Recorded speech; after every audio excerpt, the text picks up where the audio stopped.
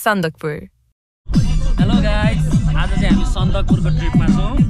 हामी झापादेखि आएको, हामी झापादेखि 4 जना टोली आएको र हाम्रो इलाममा 3 जना टोली, हामी जम्मा 7 जना चाहिँ सन्दकपुरको ट्रिपमा छौँ र अहिले हामी भर्खरै सन्दकपुर गाउँपालिकाबाट चाहिँ हामी माबुतिर जाँदैछौँ र आज हाम्रो चाहिँ बसाइ भनेको चाहिँ कालपोखरीमा हुनेछ।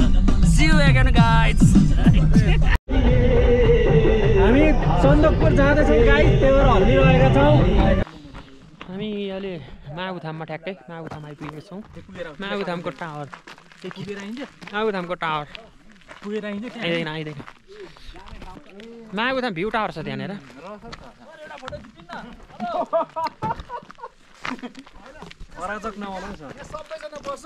बाँदर प्रजातिको अन्तिम पुस्ता डाक्टर बसौँ त। म यहाँ बिचमा बस्छु। बाँदरबाट मान्छे हुन आँटेको अन्तिम पुस्ता यही छ। डाक्टर बसौँ न। कसको चाहिँ हुँदो रहेछ नि त, त्यो एक गजै हुँदो रहेछ। ताराबाट यो उताबाट इन्डियाबाट यो अगाडि जङ्गी बिजरी अनि माने भन्ने आउँदाखेरि यहाँ जोडिन्छ बाटो।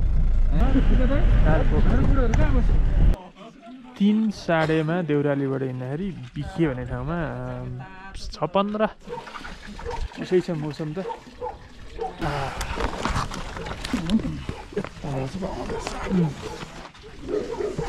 दाइले अब हुन्छ यतापट्टि चाहिँ भित्त हुनु पर्थ्यो क्या यो साइड चाहिँ। ओ त एक साइड कति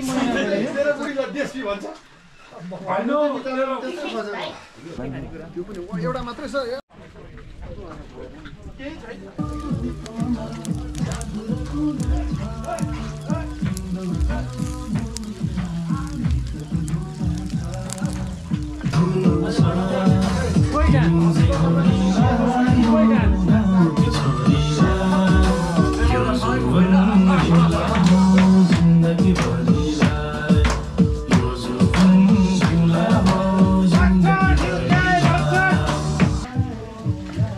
लाङसा हाइब्रिड चौरीको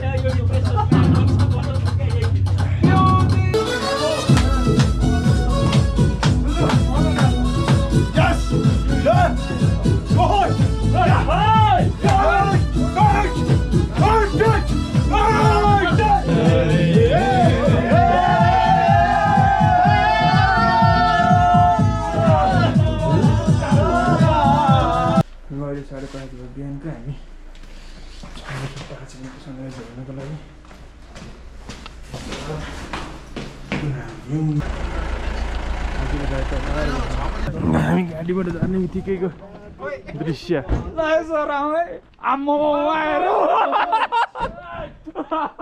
माथि जाउँ न।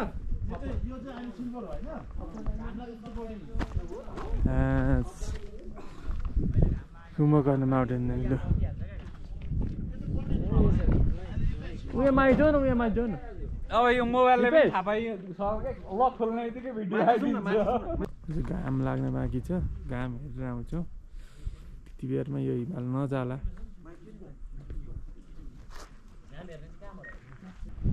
सन्दकपुर 3600 मिटर हाइटदेखि देखिएको Kumbhakarna mountain range, specially Kanchenjunga mountain.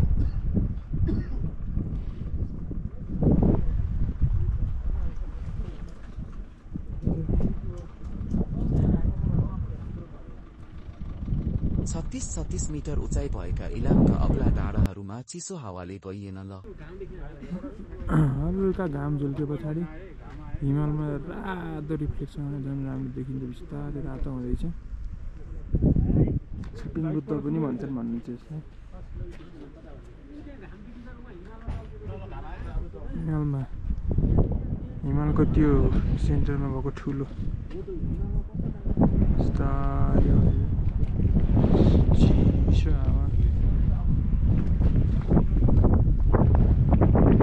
त्यही हो घाम लु त्यही हो घाम त्यसको वरिपरि घुम्छ खासमा घाम चाहिँ आएको के अरे हामी चाहिँ घुम्दैछौँ खासमा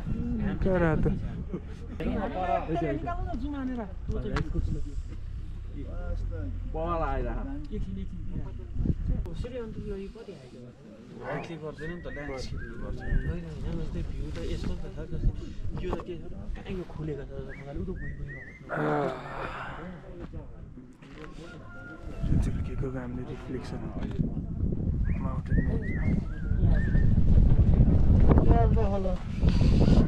हेर्नलाई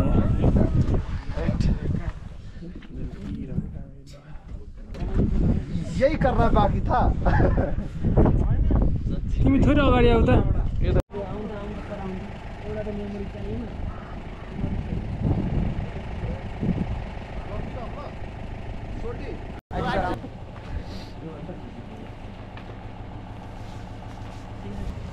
यो माथिको हाइट चाहिँ माथि 36 को हाइट हो यो चाहिँ यो माथिको सन्दकपुर घुम्यो बाहिर गाडा गाडा जानु होइन आलेटार अर्को के अरे पर फालोट 22 किलोमिटर हो त्यही त फालोट 5 सरको बाटो बढी एकताले चोरी मौसम हेर्न अवस्था के छ के मेरे हात हो भन्ने खालको एन्टी राइट पर माथि चिनेन ए म आउँदैछु ल क्लिनियर लेन्स भन्छ त चोर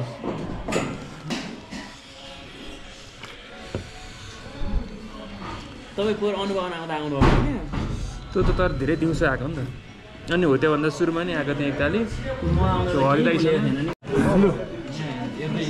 हिमालहरू देखाउने यस्तो कफी कहाँ खानु यहाँ आइफोन पुस्दै हुनुहुन्छ 17 प्रो म्याक्स माया छ माया छ 4-5 महिनासम्म त नि 4-5 महिनासम्म होइन कि बिस्तारै 4 वर्ष भयो मेरो 4 वर्षमा पनि अहिले पनि यो तलको बजार इन्डिया पाइ देखिएको त अब कुम्भकर्ण रेन्ज भइहाल्यो कुम्भकर्ण रेन्जमा माउन्ट कुम्भकर्ण भनेको चाहिँ लाइक यो माउन्ट स्लिपिङ बुद्ध भन्ने हो भने उसको हेडिङ पार्ट भनेको कुम्भकर्णको 3टा रेन्जहरू छ कुम्भकर्ण के फर्स्ट सेकेन्ड भनेर त्यसपछि यसको जुन अब यो बुद्धको एरिया पेटलाई सम्झिने हो भने पेट सम्झिँदाखेरि त्यसको पेटको सबभन्दा हाइएस्ट पोइन्ट भनेको चाहिँ माउन्ट कञ्चनजङ्घा भइहाल्यो 856 मिटर त्यस पछाडि अनि अरू भनेको त्यही एरियाको सानातिना हिमालहरू भए अनि यहाँ यहाँ पर त सेतो हल्का सेतो निचा आएछ भने यहाँ परको सेतो चाहिँ भुटानतिरको हो सानो चोसो निस्किन्छ भुटानदेखिको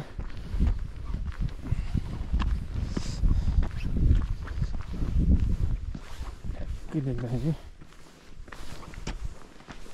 हाम्रो फोटो जोन भइहाल्यो सन्दकपुर जङ्गल पिलर भइहाल्यो हेर्दाखेरि इन्डिया नेपालवाला पछाडि अब मान्छे उरिगा आइपुग्यो अहिले म हिँड्दै गरेको बाटो यो सिमानाको left side India right side Nepal पर देखिँदै गरेको कञ्चनजङ्घा भइहाल्यो कञ्चनजङ्घा पछाडि यहाँबाट हामी त्यो अझ लेफ्टतिर घुम्यौँ भने रोटेट गऱ्यौँ भने हामीले एभरेस्टहरू लोत्सेहरू चोयुहरू पनि देखिन्छ यता चढ्यो भने हेर्न सक्छौँ हामीले त्यो पनि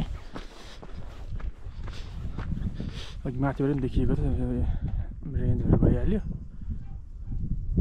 ब्ल्याक माउन्टेन भनेर पनि देखिन्छ ओभरअल यहाँको अर्को भनेको चौरी क्या अरू त बिहानै भोकाएर चढ्दै होला नि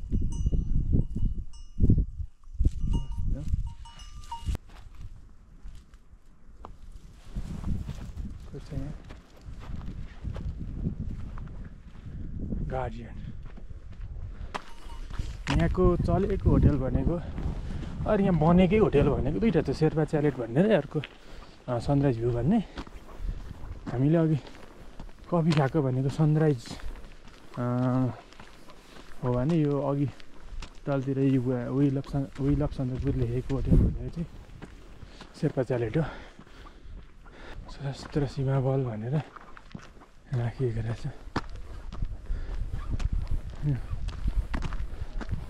सन्दकपुर गाउँपालिकै हो। सन्दकपुर गाउँपालिकाको हाइएस्ट पोइन्ट भने पनि इलाम जिल्लाको हाइएस्ट पोइन्ट भने पनि सन्दकपुर। यतिको मौसम खुल्दाखेरि यहाँ आएर मजाले दिनभरि यतिको घाम लाग्दिनु, हुस्से नलाग्दिनु। अनि यस्तै टक्क मौसम खुल्यो भने यहाँबाट देखिने लगभग सबै नै देखिन्छ हिमाल यहाँको नेपालभरिका। अब अलिक बिस्तारै बिस्तारै हुस्से आउँछ, तुहारो आउँछ, भ्यूहरू छोपिदिइहाल्छ। त्यो भन्दै अब लाग्ने तर्फमा सनराइज होटेल। सन्दकपुर पुगेर घुमेर फोटो खिचेर अगाएर फर्किँदैछौँ। दाजु कहिलेकाहीँ अफरोडको अफरोडको बाटो त यस्तो हो। बाटो चाहिँ यतिको चाहिँ बाटो छ।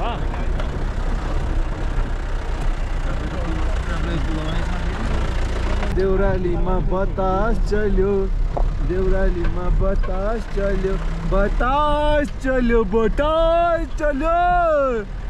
कहाँ गयो? यता बवाल रहेछ नि त।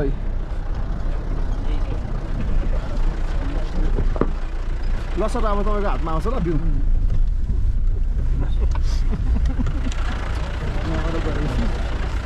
अनि कुवा छ, त्यो कुवाबाट बग्न सुरु भएको खोला।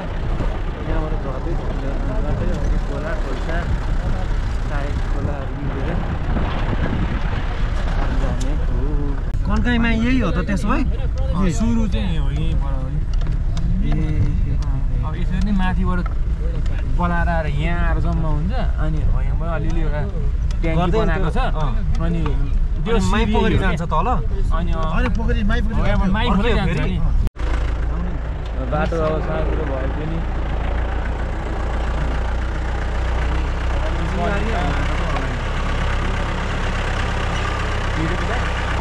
अगाडि गाडी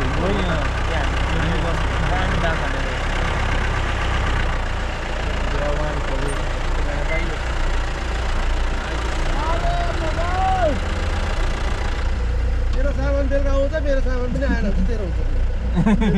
खाता कलम राखेर चाहिँ राम्रो दिएको भयो।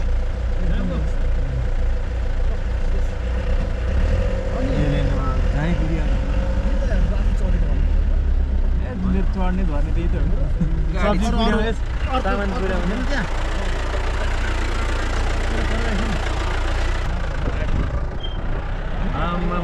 बाँदर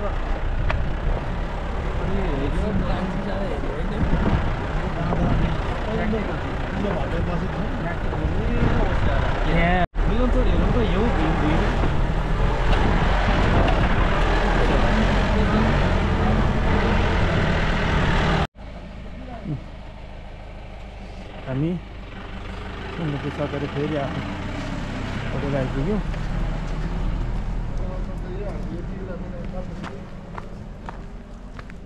टुरिस्टलाई पनि हेरेसमेन्ट भइरहेछ। होइन आइसै हुन्छ। आइस चाहियो भने अब नि यसरी उठाउने लामो भयो। आइस त हजुर के त ओइ आइस त झरी त गयो।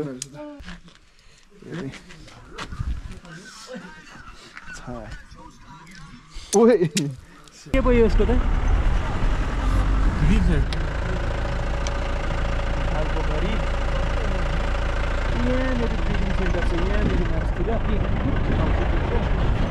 नेपाली क्रस होला नि प्रायः सबै बोलेको चाहिँ नेपाली हजुर अरू यो काल पोखरी भयो। यहाँ परतिर अलिकति राम्रो खालको पोखरी छ।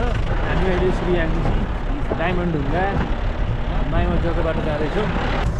इलामबाट आउने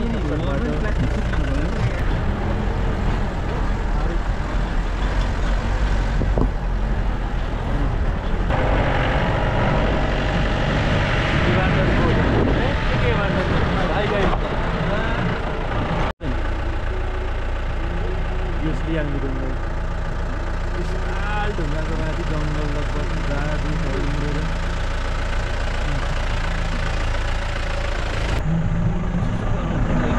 ढुङ्गामा जानु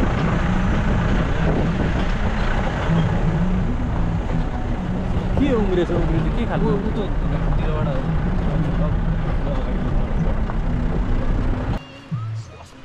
रेस्टी अब साँच्चै गऱ्यौँ हो नि त अब ज्याकेट कहाँ फाल्नु हो नि गऱ्यौँ हो नि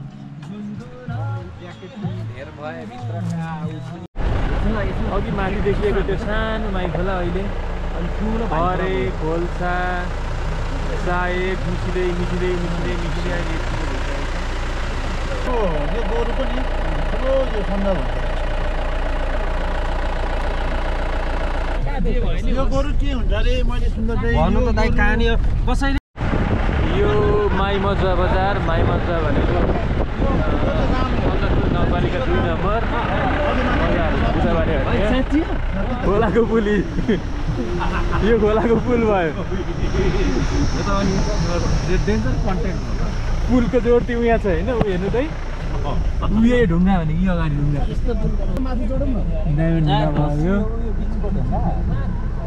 हेर्नु न कसरी सपोर्ट